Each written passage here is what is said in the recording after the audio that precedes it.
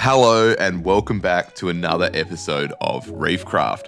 Today we're going to be looking at the weird and the wonderful, and what I mean by that is all these creatures that you just don't hear about, and I bet you there's going to be a few that you've never heard of or seen before. Now, a majority of these species you're not going to find in aquariums. However, I know this is going to pique some of your interest because there are some weird fish, inverts, and other species out there that people just don't know about. So drop a comment if you want and let me know which one of these ones is your favorite. Let's start one off with something slightly more common, but a lot of people aren't going to see this fish very often. This is the leaf scorpion fish, and these guys come in an immense range of colors, and if you can't see it yet, it's that pink thing sitting on that sponge. Now, you might think this one's sticking out like a sore thumb, but they do shed quite often, usually around 10 to 14 days, which means they can actually change color to their environment. This white one is a lot better example of how they can blend in. And if you look at their skin, you can kind of see it's covered in blotches. You'll see this black one right in the middle.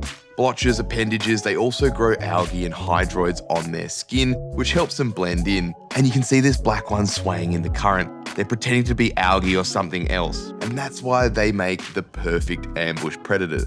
All these cardinals and little wrasse and things you see swimming around really have to be careful when one of these fish is in the area. Oh, and I also forgot to mention these guys actually are venomous, similar to a lionfish, but not quite as strong. For this next one, I'm guessing you've heard of an electric eel, but have you ever heard of the Numb ray? Basically, it's a ray that can conduct electricity and zap the heck out of you. They also have these awesome little lures you can see on their head, and I'm about to zoom in. Those black things on its head are its lures, and they'll wave them around to try and lure animals as they sit motionless, usually under the sand like you can see here, and that's the lure moving around trying to attract something. Now, I didn't realize this was actually a coffin ray straight away, so I was filming it, and then I received a little electric shock and a very, very grumpy Numb ray shot out of the sand, and here he is here. So I guess the lures work, and I should really be more careful when I know they're in the area. It's an ingenious method of hunting. They lure animals in and then jump on top of them, engulfing them and shocking them with their electric organ that stuns the animals so they can eat them, making them one of the weirdest animals in the ocean that people have never heard of. And the next weird animal we have is Aulostomus chinensis. This fish is a species of trumpetfish, and they are weird looking, and I always see people asking what on earth this fish is on ID pages. They are a cleverly designed fish, perfect for hunting the way they hunt. They get in and around coral reefs and can actually stick their long snout in amongst coral and rubble to catch their prey. They are also really clever in the way that they can track fish. They move so smoothly and have such a small profile when looking down the animal. They can be as big as 80 centimeters, yet fish do not see them coming. They will actually sit alongside larger fish species and turtles and anything else and use them as cover to sneak up on smaller animals. Crazy design. Oh, and they're also sometimes bright yellow, like you can see in this shot here. Awesome, awesome species of fish. It's actually been a big list of ambush predators so far, but that will change. This next one is the eastern frogfish, and these guys are wicked little fish. They live in these crevices and cracks, which makes them very difficult to find and also very difficult to film. They get their name frogfish because they make frog-like croaking noises in the water and also when they're accidentally caught. Now, in my opinion, this is one of the grumpiest looking species of fish in our oceans. Look at that downturned, frowny mouth, and they also have these frilly little appendages all across their chin. Now, like I said before, these guys are an ambush predator as well. They actually can swallow fish and invertebrates and crustaceans whole because they have an expandable stomach.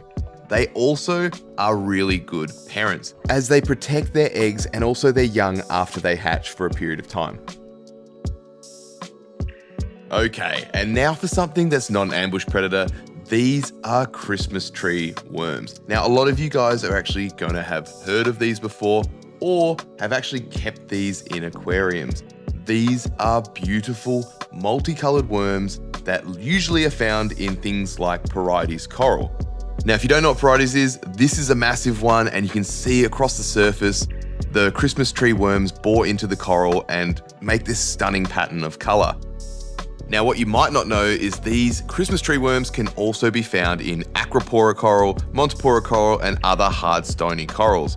Now, if you look closely here, you can actually see the Christmas tree worms living in the branches of this acropora. And I want to know, have any of you ever kept them or seen things like this? Does it destroy your colony in captivity? This is super interesting to me because acropora coral are already such bright, vibrant species of coral. Adding this sort of splash of color to them really makes them such an interesting thing to look out for when you're diving, swimming around, and also for your aquariums. The multicolored spiral that you can usually see sticking out of a coral is a really cleverly designed feeding mechanism, but also used for respiration for the worm. And they are very reactive to movement. So if you do see them in the wild, approach them really slowly so they don't retract back into their hole and seal themselves shut. I have recently heard that these worms can actually bore into squamosa clams, but I haven't filmed or seen one yet. But when I do, be sure to know that I'll bring it to you guys. Without a doubt, one of my favorite species of shark is this. It's the Wobbegong. However, I'm not here to talk about the Wobbegong. It's something that can live on them. And it's actually on this shark here that I found it. This shark, if you look closely at its eyes, has a parasite living on its eye. Now, I can't imagine that is comfortable or good for the eyesight of this shark.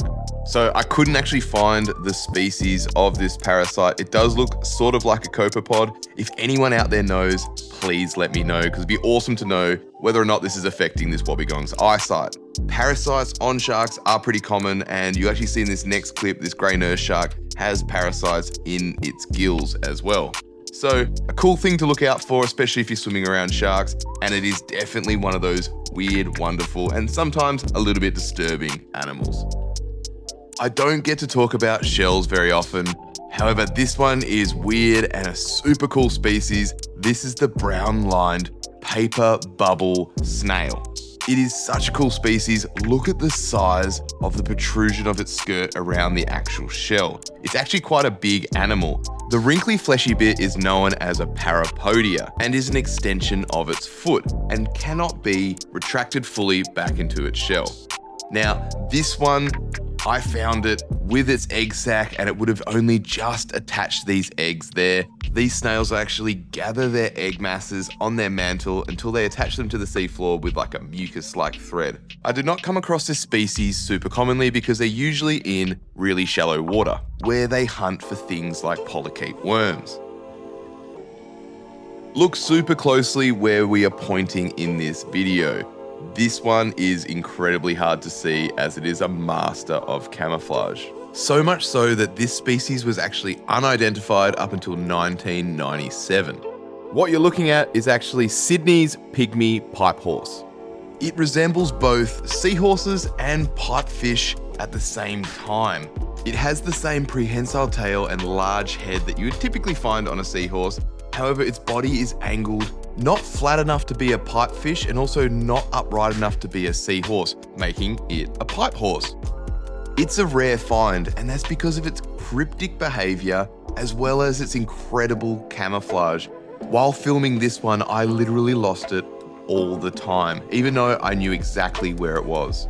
This tiny pipehorse maxes out at 4 centimeters long, and you typically find them between the 1 to 2 centimeter mark. That is how small they are. You can see on this one, look across its body, you can see it holding on by its tail, and it's covered in the appendages that kind of look like the hydroids and algae that it's hiding in. It blends in perfectly. Its diet consists of the tiny invertebrates and crustaceans that you find in the ocean, things like mysotrims, and it uses its snout to snick at them. It causes the suction and they can eat them. Now, if it's anything like a sea dragon or a pipefish, they need to eat all the time, so they'll be constantly feeding throughout the day. So if you're ever diving anywhere around Sydney, keep your eyes peeled for these tiny, tiny pipe horses. You might spot one if you're looking really closely to the rockwork. All right, that's all I've got for this one. Don't forget to like and subscribe and drop a comment with your favorite animal and what animals you want to see in the future. I'll throw a couple of video suggestions up on screen now. I've covered everything from coral, inverts, and heaps of different fish species, but if there's anything you think I've missed or you want to see, drop a comment and I'll see what I can do. If I don't have the footage, I'll get out there filming. All right, I'll catch you on the next one.